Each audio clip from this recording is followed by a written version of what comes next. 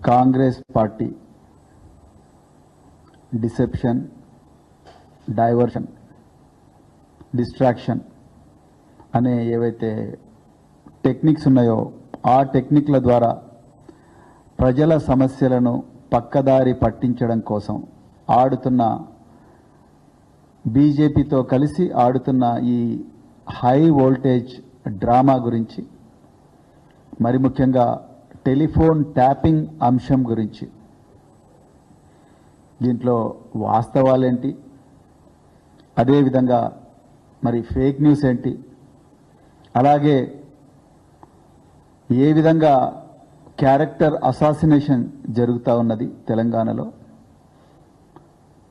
ఒక నేర చరిత్ర ఉన్న వ్యక్తి తనే ముఖ్యమంత్రి అయి, తనే హోంమంత్రి అయి ఆ పీఠం మీద కూర్చుంటే ప్రజల కనీస హక్కులు ఏ విధంగా కాలరాయబడుతున్నాయి, అదేవిధంగా జాతీయ భద్రతకు ఏ విధంగా ప్రమాదం పొంచి ఉన్నది. ఈరోజు మరి కొంతమంది మీడియా మిత్రులు ప్రభుత్వం ఇస్తున్న లీకులు ఏవైతే తీసుకొని రోజు కథనాలు నడిపిస్తున్నారో వాటి వల్ల జాతీయ భద్రతకు ఎలాంటి ప్రమాదం కలుగుతున్నది అన్న విషయాలను ఒక బాధ్యతాయుతమైన పార్టీగా భారత రాష్ట్ర సమితి మరి కేసీఆర్ గారి నాయకత్వంలో 25 సంవత్సరాలు ఎంతో గొప్పగా నడుస్తున్న పార్టీ, మరి మా బాధ్యతగా ఈరోజు వాస్తవాలను ప్రజల ముందర ఉంచాలని మేము అనుకున్నాం. అందుకొరకే ఈ ప్రత్యేకమైన పత్రికా సమావేశం పెట్టిన. మిత్రులారా, మొట్టమొదట బీఆర్ఎస్వి నాయకుడు గెల్లు శ్రీనివాస్ యాదవ్ మీద పోలీసులు చేస్తున్న ఏదైతే దాడి ఉన్నదో, రేవంత్ రెడ్డి ఆదేశాల మేరకు జరుగుతున్న ఈ దాడిని మేమందరం కూడా ఖండిస్తున్నాం.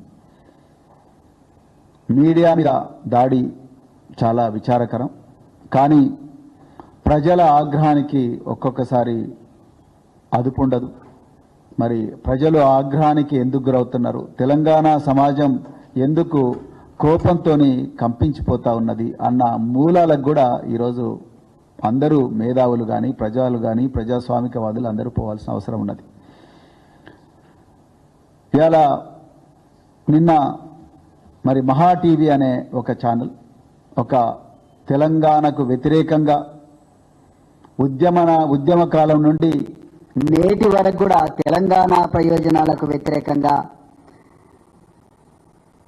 ఛానల్ నడిపిస్తూ మరి ఆ ఛానల్లో తెలంగాణ వ్యతిరేక వార్తలు ప్రసారం చేస్తూ నిన్న ఎంతో నిర్లజ్జగా, ఎంతో ఘోరంగా సభ్య సమాజం సిగ్గుతో తల వంచుకునేలా ఈ మహా న్యూస్ ఛానల్ ఇలాంటి థంబ్నెయిల్స్ చదవడానికి కూడా ఇబ్బందికరంగా ఉన్నది. నా దగ్గరికి రాకపోతే ఆడియో లీక్ చేస్తా అని చెప్పి బీఆర్ఎస్ పార్టీ వర్కింగ్ ప్రెసిడెంట్ ఎంతో గొప్పగా కేసీఆర్ గారితో సహా, హరీష్ రావు గారితో సహా లక్షలాది మంది ఉద్యమకారులను ముందరికి నడిపించిన నాయకులు, 10 సంవత్సరాలు తెలంగాణ రాష్ట్రాన్ని ప్రపంచ పటంలో పెట్టిన నాయకుడు, దార్శనికుడు, ఇప్పుడు అధికారంలో లేకపోయినా కూడా తెలంగాణ గురించే డల్లాస్ కానీ, లండన్ కానీ, చెన్నై కానీ ఏ వేదిక దొరికితే ఆ వేదికలో రాజకీయాలకు అతీతంగా మాట్లాడుతున్న నాయకుడు బీఆర్ఎస్ వర్కింగ్ ప్రెసిడెంట్ కేటీఆర్ గారి మీద అసభ్యకరమైన భాషలో ఇక్కడ థంబ్నెయిల్స్ కొన్ని పెట్టిండ్రు. నిజానికి న్యాయబద్ధంగా మాట్లాడితే తెలంగాణలో సైబర్ సెక్యూరిటీ బ్యూరో అని ఉన్నది. ఈ సైబర్ సెక్యూరిటీ బ్యూరో కింద ఎన్నో పోలీస్ స్టేషన్స్ ఉన్నాయి, సైబర్ క్రైమ్ పోలీస్ స్టేషన్లు. నేను ఈ సైబర్ సెక్యూరిటీ బ్యూరో అధికారులను అడుగుతా ఉన్నా, మీకు సైబర్ పెట్రోలింగ్ అని ఒక టీంలు ఉన్నాయి. ఈ సైబర్ పెట్రోలింగ్ చేసేటప్పుడు మీకు బీఆర్ఎస్ నాయకుల మీద ఇంత అసభ్యకరమైన భాషలో థంబ్నెయిల్స్ పెడుతూ యూట్యూబ్ ఛానళ్లలో వ్యక్తిగత క్యారెక్టర్ ఏదైతే ఉన్నదో క్యారెక్టర్ను అసాసినేట్ చేస్తుంటే మీకు రావడం లేదా? మరి 67 ఐటీ యాక్ట్ కింద మీరెందుకు సోబోటో కేసులు పెట్టలేదు? మీరు గెల్లు శ్రీనివాస్ను తెలంగాణ భవన్కి వచ్చి రాత్రి 2 గంటలకు తీసుకొని పోయి ఇప్పటి వరకు కూడా ఆయన మీద ఏ ఎఫ్ఐఆర్ బుక్ చేసింది అనేది ఇప్పటికి కూడా మీరు చెప్పడం లేదు. కానీ మరి కేటీఆర్ గారి మీద, కేసీఆర్ గారి కుటుంబం మీద ఎంతో ఘోరంగా థంబ్నెయిల్స్ పెట్టి అసత్య ప్రచారాలు చేస్తుంటే వాళ్ళ మీద మీరు సోమోటో కేసు ఎందుకు పెట్టడం లేదు? ఇక్కడే మీ డొల్లతనం, మీ పక్షపాతం బయటపడతా ఉన్నది. ఇంకా మీరు ఎన్ని అరెస్టులు చేస్తే ఏం లాభం, ఎన్ని ప్రెస్ రిలీజ్ చేస్తే ఏం లాభం, ఎన్ని ఈవెంట్ చేస్తే ఏం లాభం? ఇక్కడ మీరు నిష్పక్షపాతంగా వివరించలేకపోతున్నారు. సో పోలీసుల మొండి వైఖరిని, పోలీసుల పక్షపాత వైఖరిని, రేవంత్ రెడ్డి అక్రమ ఆదేశాలను పోలీసులు కళ్ళు మూసుకొని పాటిస్తున్న వైఖరిని పూర్తిగా బీఆర్ఎస్ పార్టీ ఖండిస్తూ ఉన్నది. ఇప్పటికైనా మీరు బుద్ధి తెచ్చుకోవాలి. మీరు యూనిఫామ్లో ఉన్న అధికారులు, నేను కూడా ఒకప్పుడు మీ కుటుంబంలోనే ఉన్నాను. కానీ ఈరోజు పోలీసులు వ్యవహరిస్తున్న ఈ పక్షపాత ధోరణి ఏదైతే ఉన్నదో అది ప్రజాస్వామ్యానికే ప్రమాదం, డిపార్ట్మెంట్కే తలవంపులు తీసుకొచ్చే విధంగా ఉన్నది. ఇక రెండవది, మరి ఫోన్ ట్యాపింగ్ జరిగింది జరిగింది జరిగింది అంటున్నారు. నిజానికి ఫోన్ ట్యాపింగ్ ఎవరి హయాంలో స్టార్ట్ అయింది? ఈ తెలుగు రాష్ట్రాల్లో, ఈ దేశంలో కాంగ్రెస్ హయాంలో స్టార్ట్ అయింది. కాంగ్రెస్ ప్రభుత్వం ఆనాటి నుండి 55 సంవత్సరాలు దేశాన్ని పరిపాలించింది కాంగ్రెస్ పార్టీ. ఈ కాంగ్రెస్ పార్టీ హయాంలో ఫోన్ ట్యాపింగ్ స్టార్ట్ అయింది. ఈ ఫోన్ ట్యాపింగ్ ఎందుకు చేయాలి, ఎవరి కోసం చేయాలనేది ఇండియన్ టెలిగ్రాఫ్ యాక్ట్ సెక్షన్ 5 చాలా క్లియర్గా చెప్తా ఉన్నది. కానీ దీని గురించి ఎవరు కూడా మాట్లాడడం లేదు. ఇవాళ కాంగ్రెస్ పార్టీ సిగ్గు లేకుండా ఇవాళ మేము ఒక్కొక్క మినిస్టర్లు అయితే ఇవాళ పిసిసి అధ్యక్షుడు మహేష్ కుమార్ గౌడ్, ఈయన నా ఫోన్ ట్యాపింగ్ అయిందంటాడు. అదేవిధంగా జూపల్లి కృష్ణారావు, ఆయన కూడా నా ఫోన్ ట్యాపింగ్ అయిందంటాడు. కొండా విశ్వేశ్వరరెడ్డి ఆయన పేరు లేకపోయినా పోయి నన్ను కూడా పిలవండి అని చెప్పి ఆయన నా ఫోన్ ట్యాపింగ్ అయింది అంటాడు. అదేవిధంగా ఇగో జూపల్లి కృష్ణారావు నా ఫోన్ ట్యాపింగ్ అయిందంటాడు. అదేవిధంగా కొండా విశ్వేశ్వరరెడ్డి పోయి ఈయన కూడా నా ఫోన్ ట్యాపింగ్ అయింది అంటాడు. అంటే ఇదేదో ఈ ఫోన్ ట్యాపింగ్ వ్యవహారం ఒక మనసు మమత సీరియల్ లాగా, లేకపోతే డాక్టర్ బాబు సీరియల్ లాగా, లేకపోతే చిన్నారి పెళ్లి కూతురు సీరియల్ లాగానో, లేకపోతే ఎంతెంత దూరం లాగానో, లేకపోతే హిందీలో ఒక పెద్ద సీరియల్ స్టార్ టీవీలో వస్తుంది, కభీ సాస్ భీ బహూతి అని చెప్పేసి, ఆ విధమైన సీరియల్ లాగా రోజు ఒక సీరియల్ లాగా పెట్టి ప్రజల ముందరికి తీసుకొస్తున్నారు. ఎంత ఘోరం అంటే అసలు ఎవరు సంబంధం లేని వట్టోళ్ళు పచ్చోళ్ళు అందరూ కూడా మా పేరు లేకపోతే పోలీసుల దగ్గర పోయి మా ఫోన్ కూడా ట్యాప్ అయిందని చెప్పి రిపోర్ట్ చేయించుకొని పోతా ఉన్నారు. నేను ఇవాళ మళ్ళీ చెప్తున్నా పోలీస్ అధికారులకు, ఇవాళ సిట్ నడుపుతున్నది మహేష్ కుమార్ గౌడ లేకపోతే హైదరాబాద్ పోలీస్ కమిషనరా? ఇవాళ ఇన్వెస్టిగేషన్ చేస్తున్నది గాంధీ భవన్లో ఉండే యూత్ కాంగ్రెస్ నాయకుల, లేకపోతే మరి ఎస్ఐలు, సిఐలు, ఏసీపీలా? ఇవాళ మీరు చెప్పాల్సిన అవసరం ఉన్నది. ఏది వాస్తవం, ఏది అవాస్తవం ప్రజల ముందర పెట్టండి. మీకు నిజంగా ఇంత కీలకమైన ఇన్వెస్టిగేషన్ అని మీరు అనుకుంటే మీరు ప్రతి వారం హైదరాబాద్ సిటీ పోలీస్ కమిషనర్ ఆఫీస్లో ప్రెస్ మీట్ పెట్టి ఈరోజు మేము ఇంతమంది స్టేట్మెంట్ రికార్డ్ చేసినాం, ఈ విధంగా ఎవిడెన్స్ వచ్చింది, ఇంతమంది బాధితులు మా దగ్గరికి వచ్చిండ్రు, వాళ్ళు ఈ విషయాలు చెప్పండి అని మీ చట్టం పర్మిట్ చేస్తే చెప్పండి.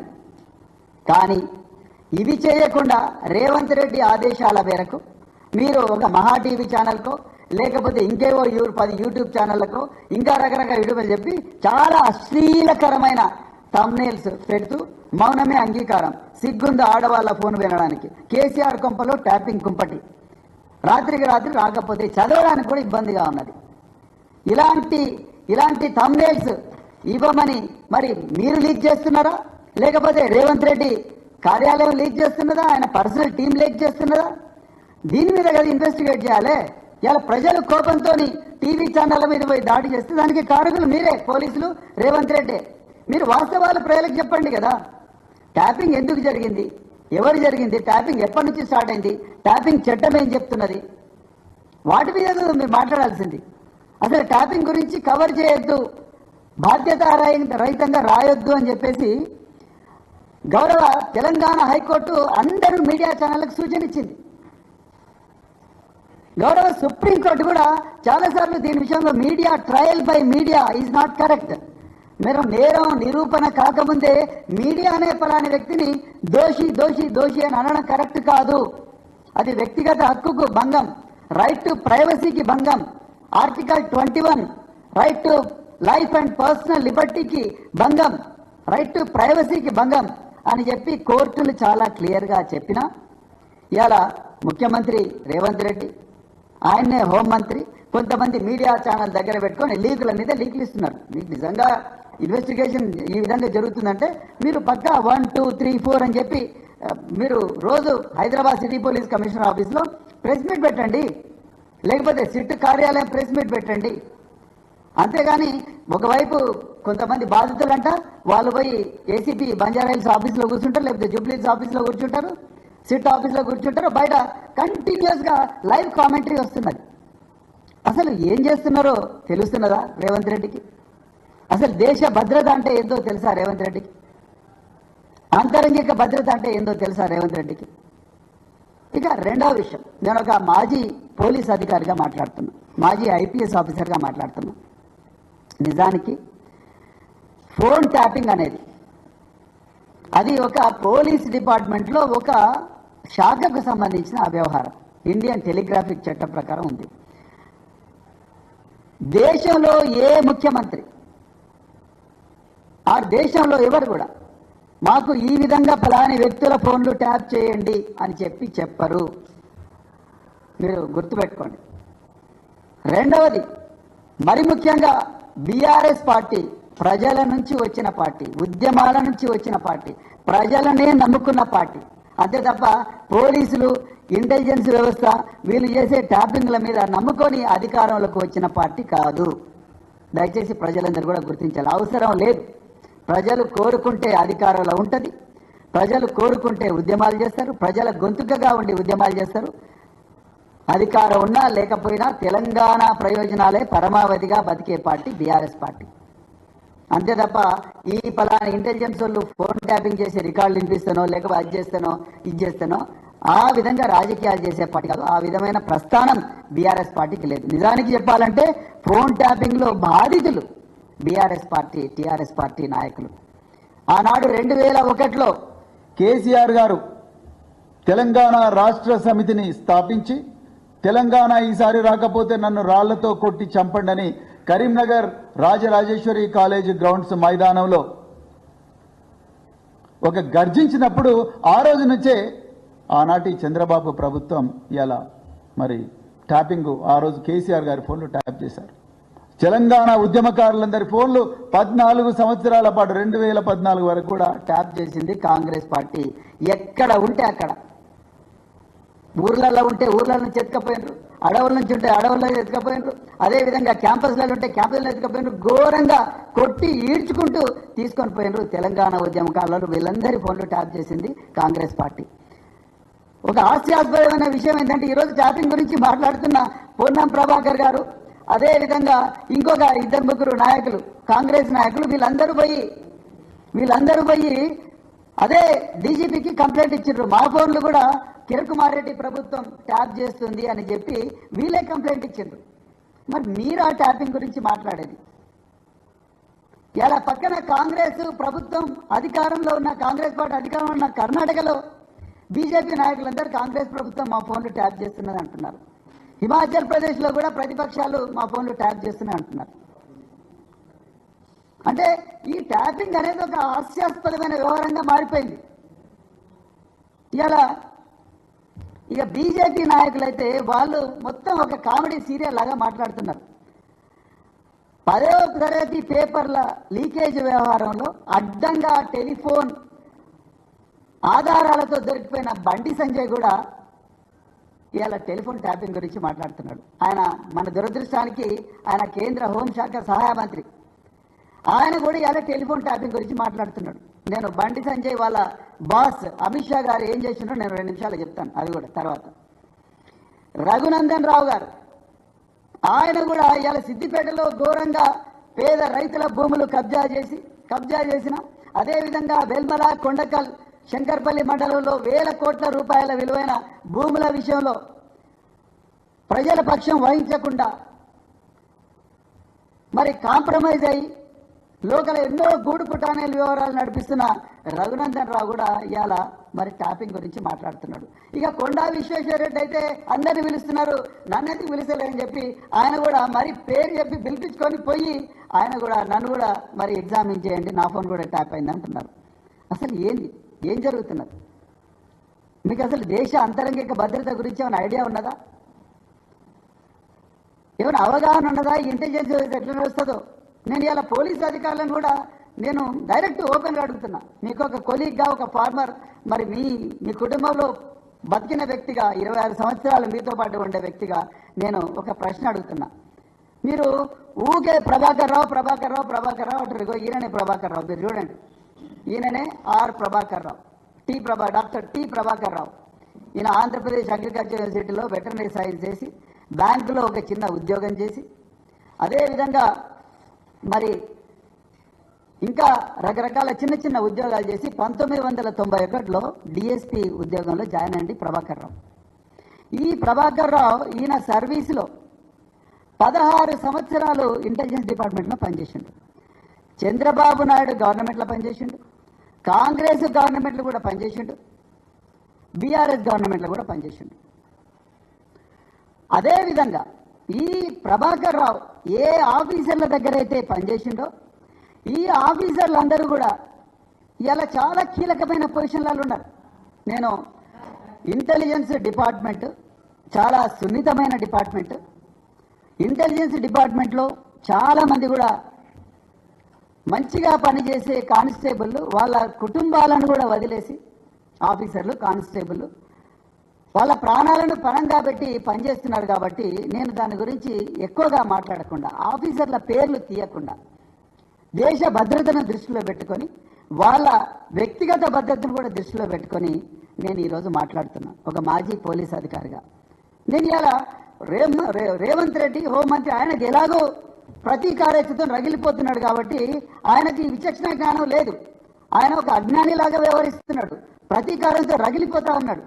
అతని కళ్ళు బయర్లు గమ్మినాయి. ఎట్లనే చేసి ఇలా కేసీఆర్ కుటుంబాన్ని, కేటీఆర్ను ఎవరినో ఒకరిని జైలుకు పంపించాలనే ప్రతీకారంతో నేను రగిలిపోతున్న రేవంత్ రెడ్డికి ఈ దేశ భద్రత గురించి, అంతరంగిక భద్రత గురించి ఉండే విచక్షణ ఉండే అవకాశం లేదు. కానీ ఐపీఎస్ అధికారులుగా, డీజీపీలుగా, ప్రిన్సిపల్ సెక్రటరీలుగా, ఐఏఎస్ అధికారులుగా, చీఫ్ సెక్రటరీలుగా మీ అందరికన్నా ఈ విచక్షణ ఉండాలి. నేను ఎందుకు చెప్తున్నా ఈ మాట అంటే, ఈ ప్రభాకర్ రావు మీ అందరి దగ్గర పనిచేసిండు. ఇదే ప్రభాకర్ రావు ఆయన మెడల్ చూడండి, పోలీసు ఉన్నత పథకం చంద్రబాబు నాయుడు ఇస్తాడు నాకు, అత్యుత్తమ సేవా పథకం. అదేవిధంగా presidents police for meritorious service ఈ ప్రభాకర్ రావు గారికి ప్రణబ్ ముఖర్జీ ఇస్తాడు, ఆనాడు ప్రెసిడెంట్ ఆఫ్ ఇండియా. దాని తర్వాత పోలీస్ మెడల్ ఫర్ గ్యాలంట్రీ, అంటే ఈ దేశంలో పోలీసులకు అత్యుత్తమ గొప్ప సాహసాలు ప్రదర్శించిన అతి కొద్ది మంది పోలీస్ అధికారులకు ఇచ్చిన మెడల్, ఆయనకు గ్యాలంట్రీ మెడల్ ఇచ్చారు Ramnath Kovind, president of India. అదేవిధంగా ఇదే ప్రభాకర్ రావుకు ఇంకా మీరు బీజేపీ రఘునందన్ రావు, కొండా విశ్వేశ్వరరెడ్డి, బండి సంజయ్ హోంశాఖ సహాయ మంత్రి, కళ్ళు తెరుచుకొని చూడు నాయన, మీ అమిత్ షా, కేంద్ర హోంమంత్రి అమిత్ షా 2019లో best intelligence officer Prabhakar Rao అని చెప్పేసి మెడల్ ఇచ్చిండు. అంటే అమిత్ షా తప్ప లేకపోతే నువ్వు తప్ప? సంజయ్ మీరే చెప్పాలి.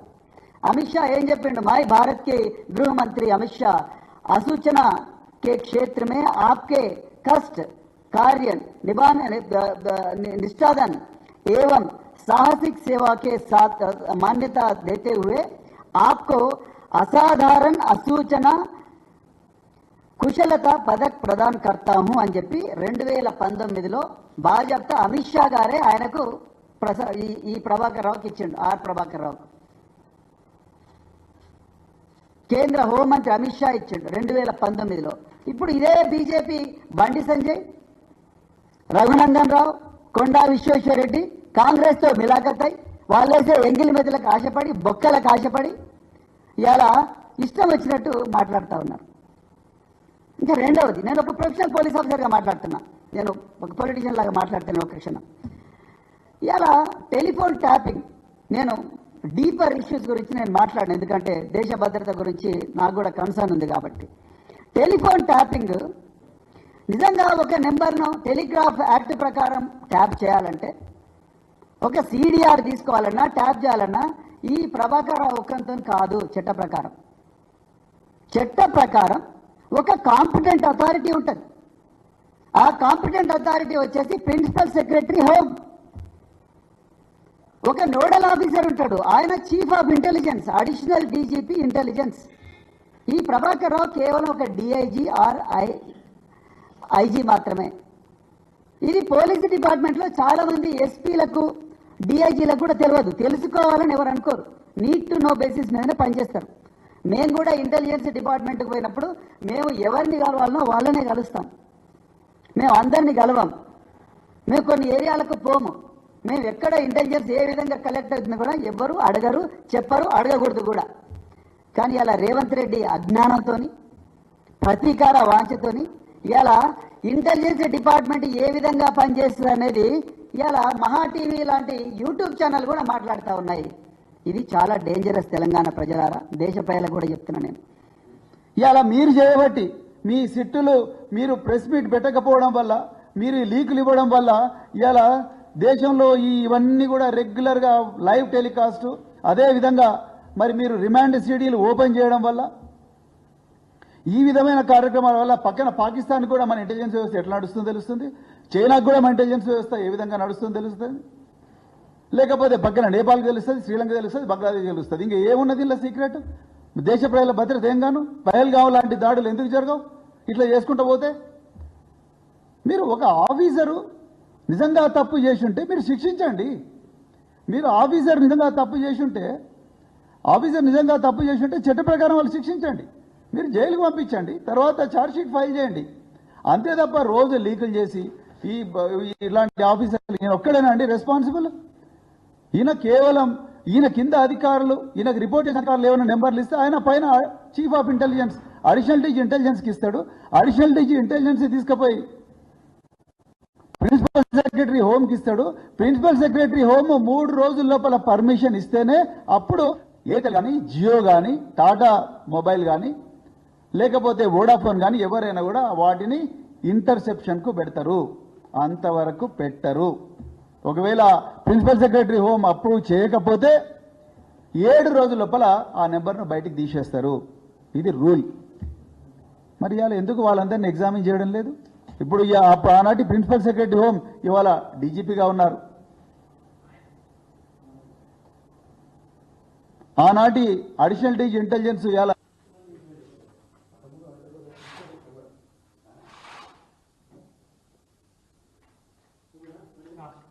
మర్చిపోతే చెప్పచ్చా?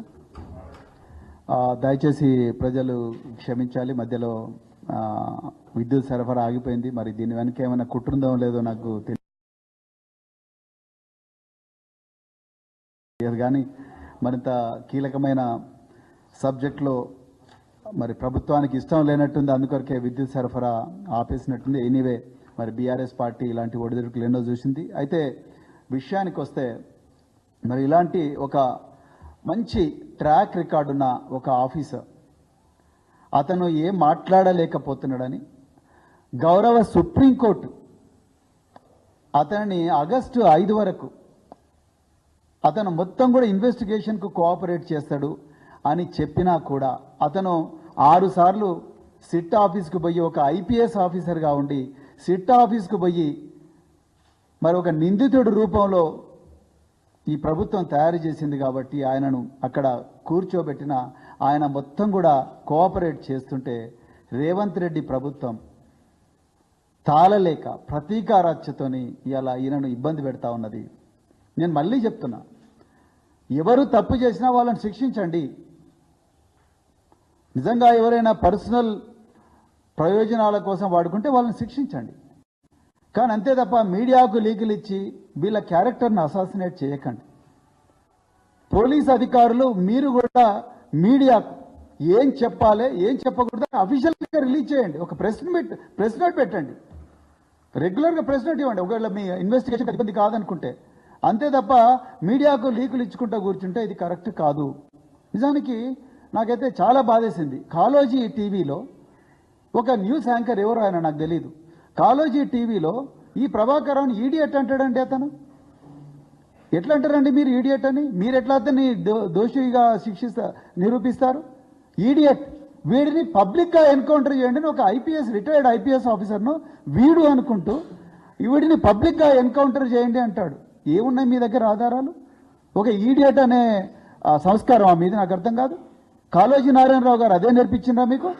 కాళోజీ టీవీ పేరు పెట్టుకొని ఒక సీనియర్ ఆఫీసర్ను, అత్యుత్తమ అవార్డులు తీసుకున్న ఒక ఆఫీసర్ను, క్యాన్సర్తో బాధపడుతూ కూడా ఉద్యోగం చేసిన ఒక ఆఫీసర్ను, ఎంతో గొప్ప గొప్ప ఐపీఎస్ ఆఫీసర్ల దగ్గర నమ్మకంగా పనిచేసిన ఆఫీసర్ను, అన్ని ప్రభుత్వాల దగ్గర నుంచి అవార్డులు తీసుకొని, ప్రెసిడెంట్ ఆఫ్ ఇండియా 2 ప్రెసిడెంట్ల దగ్గర అవార్డులు తీసుకొని, కేంద్ర హోంమంత్రి దగ్గర అవార్డు తీసుకున్న ఆఫీసర్ను మీరు ఈడియట్ అంటారా? ఇదేనా మీడియా నేర్పించింది మీకు? ఇలా రేవంత్ రెడ్డి ఎంత ప్రతీకారంతో రగిలిపోతున్నాడు.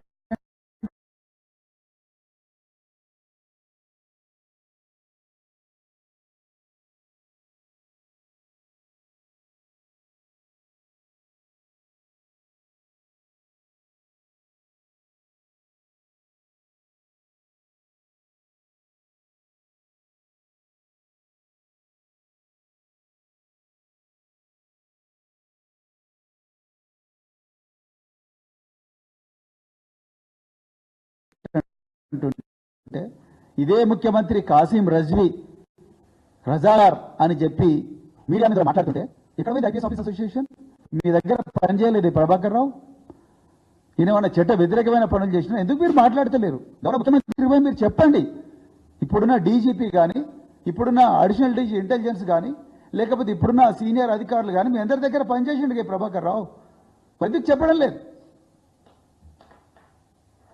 అంటే మీకు పదవులే ముఖ్యమా? ఇవాళ అందులో సోకాల్డ్ ట్యాపింగ్ కేసులో నిందితులుగా ఉన్న వ్యక్తులు వీళ్ళందరూ కూడా ఇప్పుడు అధికారంలో ఉన్న ఉన్నతమైన పదవుల్లో ఉన్న ఆఫీసర్లందరి దగ్గర పనిచేసారు కదా, మీరు ఎందుకు ముఖ్యమంత్రి పోయి చెప్పడం లేదు? అసలు ఒక ఎస్పీ స్థాయికి, ఒక డిఐజీ స్థాయికి కూడా ఎంట్రీ లేని భవనాల గురించి, సున్నితమైన వ్యవస్థ గురించి, ఇంటెలిజెన్స్ వ్యవస్థ గురించి ఇవాళ సుల్తాన్ బజార్లో దస్తీలు అమ్ముకునేటోళ్ళు, గుడిమల్కాపూర్లో వంకాయలు అమ్ముకునేటోళ్ళు, మెదిపట్నంలో బుడంకాయలు అమ్ముకుంటోళ్ళు, మోండా మార్కెట్లో కొత్తిమీర అమ్ముకుంటోళ్ళు కూడా ఇవాళ ఇంటెలిజెన్స్ విభాగాల గురించి మాట్లాడుతున్నారు. నేను ఒక బాధ్యతాయుతమైన పోలీస్ అధికారిగా నేను ఆ విభాగాల గురించి కూడా నేను ఇక్కడ చెప్పడం లేదు. నేను ఒక్కడే చెప్తున్నా, Prabhakar Rao is only 1 officer. Competent authority ఎవరు? Chief secretary, law secretary, DGP. మరి వీళ్ళందరూ కదా రివ్యూ కమిటీలో. మరి వీళ్ళందరూ ఏం చేసిండ్రు? ఓకే, ఈయన తప్పు చేసిండా అనుకుందాం, వీళ్ళందరూ ఏం చేసిండ్రు? అసలు ఈ ట్యాపింగ్ వ్యవహారం గురించి అసలు బయట డిస్కస్ చేయడమే కరెక్ట్ కాదు. మీరు ఏమన్నా ఉంటే వాళ్ళు తప్పు చేస్తే వాళ్ళని యాక్షన్ తీసుకోండి. ఏ ముఖ్యమంత్రి కూడా ఏ ఇంటెలిజెన్స్ ఆఫీసర్ని కూడా నువ్వు ఫోన్ ట్యాప్ చేయమని అడిగాడు. ప్రత్యేకించి కేసీఆర్ గారు అయితే అడగడు. ఏ ఇంటెలిజెన్స్ చీఫ్ కూడా సార్ నేను ఏ విధంగా సమాచారం సేకరిస్తున్నా అని చెప్పి ఏ ముఖ్యమంత్రి కూడా చెప్పకూడదు కూడా. ఎందుకంటే ఈరోజు ముఖ్యమంత్రి అధికారంలో ఉంటాడు, రేపు ప్రతిపక్షంలో ఉంటాడు. రేపు ప్రతిపక్షంలో ఉన్నాయన మళ్ళీ అధికారంలోకి వస్తాడు. ముఖ్యమంత్రులు ఎవరున్నా, ప్రతిపక్ష నాయకులు ఎవరున్నా రాజకీయాలకు అతీతంగా దేశ భద్రత కోసం, దేశ సమగ్రత కోసం, శత్రు దేశాల కుట్రల నుండి ఈ దేశాన్ని రక్షించడం కోసం, పహల్గాం లాంటి దాడులను ఆపడం కోసం ప్రతి దేశం కూడా టెలిఫోన్ ట్యాపింగ్ అనేది చేస్తుంది. ఎవరిని చేస్తుంది, ఎందుకు చేస్తుంది అనేది ఆ దేశ అధికారులు నిర్ణయిస్తారు. ఆ రాజ్యాంగబద్ధంగా సృష్టించబడ్డ సంస్థలు నిర్ణయిస్తాయి. వాళ్ళు అక్రమాలు చేయకుండా, తప్పులు చేయకుండా ఇన్ని కమిటీలు పెట్టిండ్రు, నోడల్ ఏజెన్సీని పెట్టిండ్రు, కాంపిటెంట్ అథారిటీని పెట్టిండ్రు, రివ్యూ కమిటీని పెట్టిండ్రు. మీరందరూ కూడా భాగస్తులే. ఇవాళ ఒక్క ప్రభాకర్ రావు ఎట్లా భాగస్తులే ఎదురులా? దయచేసి నేను ఇప్పటికి కూడా చెప్తున్నా పోలీస్ అధికారులకు, మీరు ఇన్వెస్టిగేట్ చేస్తే చేయుర్రి. అంతే తప్ప ఈ కుళ్ళు రాజకీయాలకు, ఈ ప్రతీకారేచ్ఛతో రగిలిపోతున్న ఈ కాంగ్రెస్ పార్టీ రాజకీయాలకు మీరు దయచేసి పావులు కాకండి. వ్యవస్థలను నాశనం చేయకండి. ఈ వ్యక్తిగత దూషణలు ఏవైతే రేవంత్ రెడ్డి రాక్షసానందం పొందుతా ఉన్నాడో, ఈ లీకులు చేసి అవి చేసి ఇవి చేసి, వాటిని దయచేసి ఆపాల్సిన బాధ్యత పోలీస్ అధికారుల మీదనే ఉన్నది. వ్యవస్థను కాపాడండి. మేము అంతకుమించి ఏ రిక్వెస్ట్ చేయలేదు. అదేవిధంగా ఇక చంద్రబాబు నాయుడు గురించి కూడా మాట్లాడాలి. మరి జగన్మోహన్ రెడ్డి గారు అధికారంలో ఉన్నప్పుడు ఇదే చంద్రబాబు నాయుడు వారి జీవన సహచర్యని ఏం పేరు నా పేరు భువనేశ్వరి గారు వారి జీవన సహచరిని భువనేశ్వరి గారిని అప్పుడున్న వైఎస్ఆర్సీపీ నాయకులు ఎవరు, ఆయన పేరు కొడాలి నానినో ఏందో నాకు తెలియదు, కానీ ఆయన ఎవరో ఒక వైఎస్ఆర్సీపీ నాయకుడు, ఆయన ఎవరైతే మరి ఈ చంద్రబాబు నాయుడు గారి జీవన సహచరిని దుర్భాషలాడారని చెప్పేసి అసెంబ్లీ సాక్షిగా కన్నీళ్లు పెట్టుకొని పోయి అసెంబ్లీకి రానని ప్రతిజ్ఞ చేసి అదే విధంగా బయటికి పోయి ప్రెస్ మీట్లో మరి దీన్ని ఖండిస్తూ ఏడ్చుకుంటూ మాట్లాడిన చంద్రబాబు నాయుడు ఈరోజు మరి చంద్రబాబు నాయుడు గారు కేటీఆర్ గారి మీద, ఆయన కూడా ఒక రాజకీయ నాయకుడే కదా, మీలాగా దొడ్డిదారిన వచ్చిన నాయకుడు కాదండి కేటీఆర్, పోరాటం చేసి వచ్చిన నాయకుడు, ఇప్పటికి కూడా ఉద్యమంలో కేసులు ఎదుర్కొంటున్న నాయకుడు, ఆ కుటుంబం చావు కూడా తెగించి పోరాడి తెలంగాణ ప్రజలందరూ కూడా ముందుకు తీసుకొచ్చిన ఈ కుటుంబం మరి ఆయన మీద ఆయన పర్సనల్ క్యారెక్టర్ను డ్యామేజ్ చేస్తుంటే మీరు ఎందుకు ఆ రోజు మాట్లాడలేదు? నిన్న కొంతమంది తెలంగాణ ఉద్యమకారులు పోయి మహా టీవీ మీద దాడి చేయగానే సడన్ గా పవన్ కళ్యాణ్, అదేవిధంగా చంద్రబాబు నాయుడు, మల్లుబట్టి విక్రమార్క, బల్మూరి వెంకట్, ఇంకెవరో సిపిఐ నారాయణ కూడా పోయి దాడి అంటారు. మరి ఇవన్నీ గుర్తుకొస్తలేవా మీకు? మరి మీ టీడీపీ కార్యకర్తలు పోయి దక్కన్ కానికల్ ఆఫీస్ మీద దాడి చేసిండ్రు కదా బాబు గారు, మరి దాన్ని ఏమంటారు మీరు? మీ టీడీపీ కార్యకర్తలు పోయి దక్కన్ కానికల్ ఆఫీస్ మీద పెట్రోల్ వేసి తగలబెట్టారు కదా, దాన్ని ఏమంటారు? అంటే మీకు ఒక న్యాయం, కేటీఆర్కి ఒక న్యాయం. ఇవాళ తెలంగాణ ప్రజలందరూ కూడా గమనించాల్సింది ఏంటంటే, నేను మళ్ళీ చెప్తున్నా, ఈ ట్యాపింగ్ వ్యవహారం అనేది కాంగ్రెస్ పార్టీ, ఇంకా చివరిగా ఇది చెప్పి ముగిస్తాను నేను, కాంగ్రెస్ పార్టీ ప్రజల నుంచి వస్తున్న తీవ్రమైన వ్యతిరేకతను తట్టుకోలేకపోతున్నది. ఇవాళ పంచాయతీరాజ్ ఎలక్షన్లలో వాళ్ళు తుడిచిపెట్టుకొని పోతారన్న భయం కాంగ్రెస్కు పట్టుకున్నది. బనకచెర్ల విషయంలో రేవంత్ రెడ్డి చంద్రబాబు ఇద్దరు కుమ్మక్కై ఆడుతున్న నాటకాన్ని బీఆర్ఎస్ పార్టీ బహిర్గతం చేయడం వల్ల తేలుగుట్టిన దొంగల్లాగా ఇద్దరు బయటపడ్డారు. ఎవరు? చంద్రబాబు నాయుడు, రేవంత్ రెడ్డి. ఆ విషయాన్ని ప్రజలకు బహిర్గతం చేస్తున్నందుకు తేలుగుట్టిన దొంగల్లాగా గజగజ వణికిపోతూ ఉన్నారు వీళ్ళిద్దరు నాయకులు. ఇవాళ కాంగ్రెస్ పార్టీ దానికి భయపడుతున్నది. గురుకులాల్లో ఇప్పటి వరకు 90 మంది పిల్లలు చచ్చిపోయినారు. నిన్నటికి నిన్న ఒక విద్యార్థి చనిపోయాడు. షేక్పేట, హైదరాబాద్ నగరం నడిబొడ్డున షేక్పేటలో ఒక పిల్లగాడు చచ్చిపోయాడు. మొన్న స్వప్న అనే అమ్మాయి గురుకులాల్లో చనిపోయింది. 90 మంది పిల్లలు చనిపోయారు. 2 రోజుల్లో 2 పిల్లలు చచ్చిపోయారు. విద్యాశాఖ తన దగ్గరే ఉన్నది. సంక్షేమ శాఖలు మొన్న ఎవరినో మినిస్టర్ని ఇచ్చిండ్రు. దాని గురించి అసలు సమస్యల గురించి మాట్లాడతలేరు. రైతు భరోసా గురించి, రైతు రుణమాఫీ గురించి, మహిళలకు రావాల్సిన హక్కుల గురించి, మహిళల మీద జరుగుతున్న అఘాయిత్యాల గురించి, అదేవిధంగా ఎన్నో కుంభకోణాల గురించి ఈరోజు తెలంగాణ సమాజం చర్చించాల్సింది వాటి మీద. వాటన్నిటి నుంచి దృష్టి మరించండి. మరి ముఖ్యంగా కామారెడ్డిలో సిద్ధరామయ్యను తీసుకొచ్చి 42% బీసీలకు రిజర్వేషన్లు ఇస్తున్న ఏదైతే స్టేట్మెంట్ ఉన్నదో ఆ స్టేట్మెంట్ మీద నిలబడలేక పిరికిపదగా మారిన కాంగ్రెస్ పార్టీని ప్రశ్నిస్తున్నది. మరి ఇగో ఇక్కడే బీసీ 42% రిజర్వేషన్ ఇవ్వాలి మీరు. వీటన్నిటి మీద తెలంగాణలో చర్చ జరగాలి. వీటన్నిటి మీద ప్రజలందరూ కూడా ఎక్కడ గల్లబట్టి నిలదీస్తారో అని చెప్పి భయపడి ఇవాళ కాంగ్రెస్ పార్టీ ఒక మనసు మమత సీరియల్ లాగా, అదేవిధంగా ఎంతెంత దూరం, కార్తీక దీపం, డాక్టర్ బాబు లాంటి సీరియల్ లాగా ఈ విధంగా ఒక సీరియల్, టెలిఫోన్ ట్యాపింగ్ సీరియల్ పెట్టింది. ఇది నేను మళ్ళీ చెప్తున్నాను, ఇది మంచిది కాదు. ఇది దేశ భద్రతకు భంగం కలిగే వ్యవహారం.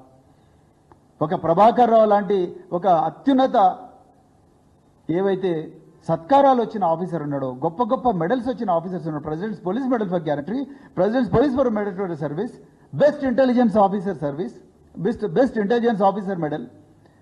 2 ప్రెసిడెంట్ల నుండి, కేంద్ర హోంమంత్రి నుంచి, మరి ఆనాటి ముఖ్యమంత్రి దగ్గర నుంచి మెడల్ తీసుకున్న ఒక ఆఫీసర్ యొక్క క్యారెక్టర్ అసాసినేషన్ జరుగుతూ ఉన్నది. ఆ ఆఫీసర్ వ్యక్తిగత భద్రతకు ముప్పు వాటిల్లే పరిస్థితి వచ్చింది. ఆనాడు పంజాబ్లో కేపీఎస్ గిల్ నాయకత్వంలో టెర్రరిజానికి వ్యతిరేకంగా పోరాడిన ఎంతోమంది పోలీస్ ఆఫీసర్లు రైలు పట్టాల మీద పడి ఆత్మహత్య చేసుకున్నారు. తర్వాత వచ్చిన ప్రభుత్వాలు ఈ పోలీస్ అధికారుల వ్యక్తిగత భద్రతను తగ్గించి వాళ్ళను రకాల కేసుల్లో ఇరికించినందువల్ల వాళ్ళు రైలు పట్టాల మీదకి పోయి ఐపీఎస్ ఆఫీసర్లు ఆత్మహత్య చేసుకున్నారు. ఆ పరిస్థితి తెలంగాణకు తీసుకురాకండి. రాజకీయాలు వేరే, దేశ అంతరంగిక భద్రత వేరే. ఈరోజు పహల్గాంలో 29 మంది అమాయకులు చనిపోయినారు. రేపు ఆ పరిస్థితి మళ్ళీ ఇంకొక రాష్ట్రానికి రాకూడదని రాత్రింబవళ్ళ కుటుంబాలను పక్కకు పెట్టి వందలాది మంది వేలాది మంది అధికారులు అటవీ ప్రాంతాల్లో తిరుగుతూ ఉంటారు, రకరకాల సరిహద్దుల్లో తిరుగుతూ ఉంటారు. వాళ్ళను చంపేసినా కూడా ఒక్కోసారి వాళ్ళ శవాలు కూడా ఎవరు యాక్సెప్ట్ చేయరు. అంత ఘోరమైన త్యాగానికి సిద్ధమై పనిచేస్తారు అధికారులు. వాళ్ళందరి జీవితాల గురించి ఆలోచించండి. మీ థంబ్నెయిల్స్ గురించి కాదు, మీ వ్యూస్ గురించి కాదు, మీ లైక్ల గురించి కాదు, మీ రేటింగ్స్ గురించి కాదు, మీకు వచ్చే అడ్వర్టైజ్మెంట్ రెవెన్యూ గురించి కాదు. దేశ భద్రత గురించి ఆలోచించండి. ఇవి ఇవ్వాలుంటే రేపోతాయి, కానీ దేశ భద్రత, ఆంతరంగిక భద్రత చాలా ఇంపార్టెంట్. నేను అందుకొరకే ఈ ప్రెస్ కాన్ఫరెన్స్లో ఏ ఆఫీసుల పేర్లు తీసుకోవడం లేదు. వాళ్ళ వ్యక్తిగత భద్రత ముప్పు అవుతుంది. మీ భద్రత ఎంత ముఖ్యమో ప్రభాకర్ రావు భద్రత కూడా అంతే ముఖ్యం. ఆయన కుటుంబం కోసం చేసుకోలేదు, దేశం కోసమే చేసిన. అందుకొరకే ఎంతో మంది ప్రెసిడెంట్లు ఆయనకి ఇన్ని మెడల్స్ ఇచ్చిండ్రండి. సో అందుకొరకే నేను ఈ రాజకీయాలకు అతీతంగా ఇది జరగాలి. అదేవిధంగా మరి మహా టీవీ ఏదైతే మహా టీవీ లాంటి సెటిలైట్ ఛానల్స్, అదేవిధంగా మరి ఎన్నో యూట్యూబ్ ఛానల్స్ అడ్డం దిడ్డంగా మరి రిపోర్టింగ్ ఇస్తున్నారు. వీళ్ళ మీద చట్టపరంగా చర్యలు తీసుకోవాలి. ఈరోజు బీఆర్ఎస్వి నాయకుడు మరి గెల్లు శ్రీనివాస్ మీద ఏ విధంగా అయితే మీరు కేసులు పెట్టిండ్రో, మహా టీవీ మీద కూడా తెలంగాణ సైబర్ సెక్యూరిటీ బ్యూరో తప్పకుండా కేసు పెట్టాలి, సోమోటోనే పెట్టాలి. నిన్న మా వాళ్ళు పోయి మరి సెంట్రల్ క్రైమ్ స్టేషన్లో కంప్లైంట్ ఇస్తే ముందర తీసుకోలే, మళ్ళీ మేము చట్టం తీసుకొచ్చి రాజ్యాంగం తీసుకొచ్చి ఆర్టికల్ 21 చూపిస్తే అప్పుడు అయిష్టంగా తీసుకున్నారు. ఎందుకయ్యా పోలీసులు, రేవంత్ రెడ్డి అంటే అంత భయం ఎందుకు? కమిషనర్ గారు ఎందుకు మీకు అంత భయం? రేవంత్ రెడ్డి అంటే చట్టం కదా మనం రూల్ చేసేది, రాజ్యాంగం కదా మనం రూల్ చేసేది. మనం నేషనల్ పోలీస్ అకాడమీలో అదే కదా నేర్చుకున్నది పెరేడ్ గ్రౌండ్లో. ఇలా ఎందుకు ఒక ముఖ్యమంత్రి నేర చరిత్ర 89 కేసులున్న ముఖ్యమంత్రి ఓటుకు నోటు కేసులో రెడ్ హ్యాండెడ్గా వీడియో కెమెరాల ముందు దొరికిన ఒక వ్యక్తి ఇలా హోంమంత్రి ముఖ్యమంత్రి కాగానే మీరు ఆయన ఏం చెప్తే చేస్తారా? మీరు కదా కాపాడాల్సింది రాజకీయాలకు అతీతంగా ఈ దేశాన్ని. ఒక ఆఫీసర్ ఇంటిగ్రిటీని కాపాడాల్సింది మీరే కదా, ఆయన లైఫ్ను కాపాడాల్సింది మీరే కదా. మహేందర్ రెడ్డికి ఒక న్యాయం, ప్రభాకర్ రావుకి ఒక న్యాయం ఉండదు కదా. ఐపీఎస్ ఆఫీసర్ అసోసియేషన్ ఎక్కడ పోయింది? ఐఏఎస్ ఆఫీసర్ అసోసియేషన్ ఎక్కడ పోయింది? వీటి గురించి కదా మాట్లాడాల్సింది. సో మరి వీటన్నిటి గురించి కూడా మరి మళ్ళొకసారి ఆలోచించాలని, మరి తెలంగాణ ప్రభుత్వం ఇవాళ రేవంత్ రెడ్డి మీరు ట్యాపింగ్ అంటారు, మీరు పొగ్గులేటి శ్రీనివాస్ రెడ్డి మీరు ట్యాపింగ్ చేయడం లేదా? మీరు కొండ దంపతులు ఎవరైతే వాళ్ళు కూడా ట్యాపింగ్ గురించి మాట్లాడుతున్నారు. మరి వాళ్ళ ఫోన్లో మీరు ట్యాపింగ్ చేయడం లేదా? కోమటిరెడ్డి రాజగోపాల్ రెడ్డి ఫోన్లో మీరు ట్యాపింగ్ చేయడం లేదా? మరి వాటి గురించి కూడా మాట్లాడండి కదా. సో అందుకొరకు ఈ సున్నితమైన అంశం గురించి మళ్ళీ చెప్తున్నా, బీఆర్ఎస్ పార్టీకి పోలీసు ఇంటెలిజెన్స్ వ్యవస్థ, ఈ ట్యాపింగ్ల వ్యవస్థ అవసరం లేదు. వాళ్ళ నిర్ణయాన్నే గౌరవిస్తుంది. ప్రజల గుండె చప్పుడుగా మారిన, ప్రజల గొంతుగా మారిన పార్టీ బీఆర్ఎస్ పార్టీ. మా అగ్రనాయకులు కేసీఆర్ గారు ఎప్పుడు కూడా ఈ అడ్డదారులు దొక్కే వ్యక్తి కాదు, అడ్డదారుల్లో ఆదేశాలు ఇచ్చే వ్యక్తి కాదు. ఎవరన్నా అట్లా అడ్డదారులు దొక్కిన ఆఫీసర్లను ఉపేక్షించే అధికారి కూడా, అది ఒక నాయకుడు కూడా కాదు. అందుకొరకు మాకు ఆ సంస్కృతి లేదు. దయచేసి మీడియా మిత్రులందరూ కూడా నేను చేతులు జోడించి మరొక్కసారి చివరిసారిగా నేను విజ్ఞప్తి చేస్తున్నా, దయచేసి ఈ థంబ్నెయిల్ గేమ్లో పడకండి. రేవంత్ రెడ్డి ఇచ్చే అక్రమ ఆదేశాలకు లేకపోతే ఆయన వేసే బొక్కలకు మీరు దయచేసి ఎవరైతే చేస్తున్నారో, అందరు కాదు, ఎవరైతే చేస్తున్నారో వాళ్ళు మీరు అవన్నీ చేయకండి. ఒక స్మార్ట్ టీవీ ఉండి, ఒక స్టైలస్ ఉండి, ఒక 2 వీడియో కెమెరాలు ఉండి, ఒక 10 వ్యూస్ వచ్చినాయంటేనే మీరు ఒక ఐపీఎస్ ఆఫీసర్ను ఈడియట్ అనే స్థాయికి దిగజారకండి. దయచేసి చెప్తాను, ఆయన పబ్లిక్గా ఒక ఐపీఎస్ ఆఫీసర్ను పబ్లిక్గా ఎన్కౌంటర్ చేయండి అన్న స్థాయికి దిగజారకండి. తెలంగాణను మరో పంజాబ్గా మార్చకండి. చాలామంది ఐపీఎస్ ఆఫీసర్లు సూసైడ్లు చేసుకున్నారు పంజాబ్లో. ఆ పరిస్థితి తెలంగాణకు తీసుకురాకండి. ఎవ్వరు కూడా వాళ్ళ సొంత ఆస్తుల కోసం ఉద్యోగాలు చేయరు. పోలీస్ ఆఫీసర్లు దేశ రక్షణ కోసం చేస్తారు. తప్పు చేసినండి శిక్షించండి, మీ దగ్గర అధికారం ఉంది, అంతే తప్ప దయచేసి ఈ రాజకీయాల ఉచ్చులో పడకూడదని చెప్పి కోరుకుంటూ, మరొకసారి మరి ఆదివారం అయినా ప్రభుత్వం కరెంటు కట్ చేసినా మరి మీరందరూ కూడా ఓపికగా ఈ మీడియా సమావేశాన్ని విన్నందుకు మరి తెలంగాణ ప్రజలకు మరొక్కసారి హృదయపూర్వక ధన్యవాదాలు చెప్తూ, మరి ప్రభాకర్ రావు యొక్క వ్యక్తిగత భద్రత గురించి కూడా మరి ప్రభుత్వం ఆలోచించాలి. ఇది రాజకీయాలకు అతీతంగా ఆలోచించాల్సిన విషయం అని చెప్తూ, మరొకసారి అందరికీ ధన్యవాదాలు చెప్తూ జై తెలంగాణ, జై కేసీఆర్.